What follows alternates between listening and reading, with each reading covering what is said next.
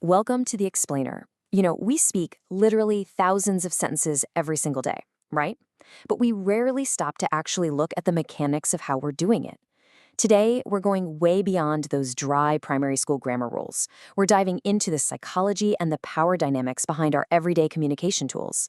Because whether you're trying to lay down a solid fact, get someone to take action, hack into a listener's curiosity to find out new information, or just express a huge burst of emotion, well, there's a highly specific, psychologically calibrated tool for the exact job.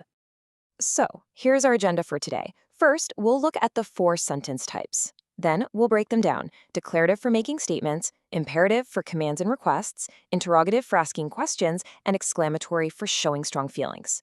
Finally, we'll wrap up with how to master your communication tools. All right, let's jump right into section 1, the 4 sentence types, your communication toolkit. It's actually kind of mind-blowing when you realize that pretty much every single thought we construct and share with another person falls into just one of 4 distinct categories. Our whole communication architecture, it's built on just 4 primary instruments: the declarative sentence, the imperative sentence, the interrogative sentence, and the exclamatory sentence. Now, these aren't just stuffy grammatical labels. They are the literal building blocks of human expression. And once we understand exactly how each one operates on a psychological level, we're going to be able to communicate, persuade, and connect with so much more precision. Moving on to section 2, declarative, making statements. So, by definition, a declarative sentence is a statement that tells us something. It delivers information, plain and simple, and it always ends with a full stop. But let's look at the psychology behind it. This right here is the absolute bedrock of how we build a shared reality. When you use a declarative sentence, you're anchoring the whole conversation in facts. And that full stop, it's a definitive visual anchor. Psychologically, it leaves absolutely no room for debate. It establishes authority. You make a claim, and boom, it definitively stops. Just imagine someone casually introducing themselves and giving a quick update on their day, like, "My name is Jasmine," or "I went to the shop today." See? There's no hidden agenda here, no grand emotion, and no real demands being placed on the listener. It's just a highly effective, neutral transfer of facts.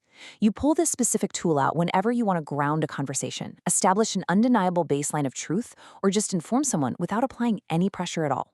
Let's hit section 3, imperative, commands and requests. Okay, so an imperative sentence tells someone to do something, either as a command or a request, ending with a full stop. Here, we're moving from just sharing a reality to actively shaping it. This is your go-to tool for driving action and directing others. And what makes the imperative so incredibly powerful is that it completely shifts the burden of effort from you, the speaker, onto the listener. Interestingly enough, just like the declarative sentence, it also anchors itself with a full stop. But the power dynamics at play, totally transformed. Let's actually contrast 2 very different approaches to driving action here. First, picture a polite, supportive mentor making a request. "Please complete your homework for tomorrow." Now flip that. Contrast it with a strict, hurried parent issuing an order. "Go to school now." The punctuation is exactly the same in both scenarios, a simple full stop. But the power dynamic shifts completely based on the context and the specific words chosen. One invites cooperation, the other demands immediate compliance. And this conceptual contrast is absolutely crucial if we want to avoid miscommunication in our everyday lives.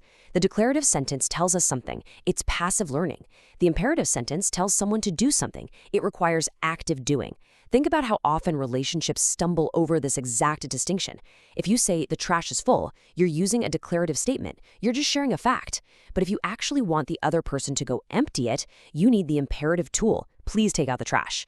Confusing passive facts with active commands is a classic communication trap for sure.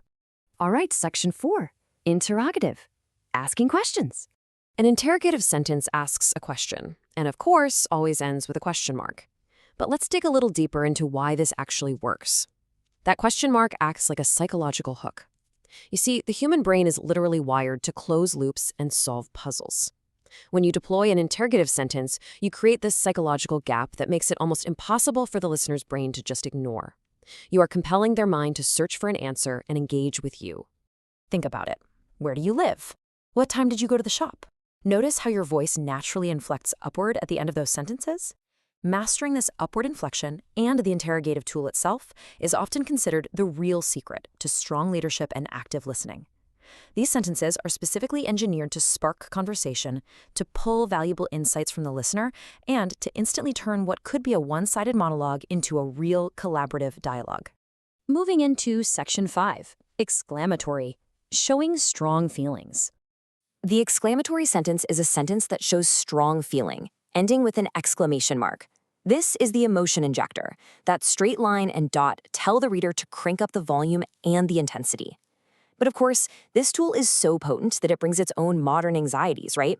I mean, we've all sat there staring at a professional email, agonizing over whether one exclamation mark is perfectly polite, if two makes us seem overly enthusiastic, or if using zero makes us sound absolutely furious. Let's dramatize exactly what this punctuation demands from us. I feel so sad versus today is the best day ever. The emotions here are on completely opposite ends of the human spectrum.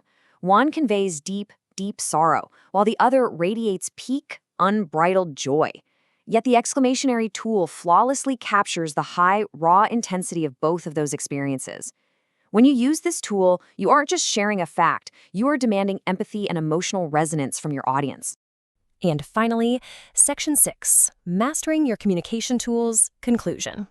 A master communicator doesn't just memorize these definitions, they weave them together seamlessly into a really compelling strategy. Think about it. You confidently state a fact using a declarative sentence to build immediate trust. You ask an insightful, interrogative question to engage the listener's mind. You make a clear, imperative request to drive real-world action. And you unleash an exclamatory sentence to share a victory and build an emotional connection. Moving fluidly between these four tools, that gives you total command over your message. So I want to leave you with a provocative thought to carry into your day. Which of these four communication tools will you consciously use in your very next conversation? Are you going to ground the room with a clear fact, step up and make a direct request, hook someone's attention with an engaging question, or maybe vulnerably share an intense emotion?